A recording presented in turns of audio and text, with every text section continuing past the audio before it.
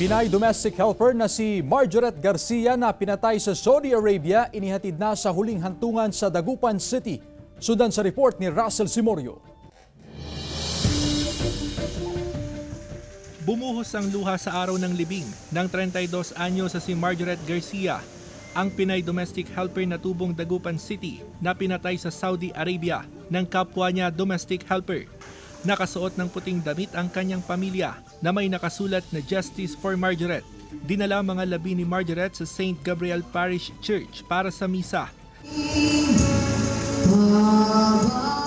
Sa sementeryo, hindi na napigilan ng kanyang mga kaanak ang labis na paghihinagpis. Ang katatawanan ng pagkamatay niya. Ayan lang ang gusto ko.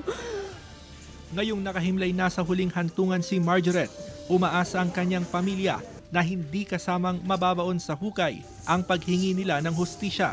Sabi ko, wag siyang ano namin yung kaso niya para makamit ng katarungan. At yung mga anak niya, hindi namin siya pababayaan. Andiyan lang kami para sa kanila. Naulila ni Marjoret ang kanyang asawa at 2 anak na nauna nang nabigyan ng scholarship grant ng OWA.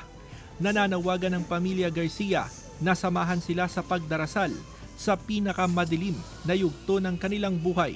Makamit niya sana yung hustisya para sa kanya, yung ginawa sa kanya, sir. Magbayad yung may sala po, sir.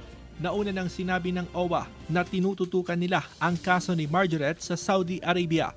Patuloy pa rin po na susuporta ang OWA sa inyo hanggang sa makuha po natin yung mga inaasam po natin, lalo po yung mga request po nila.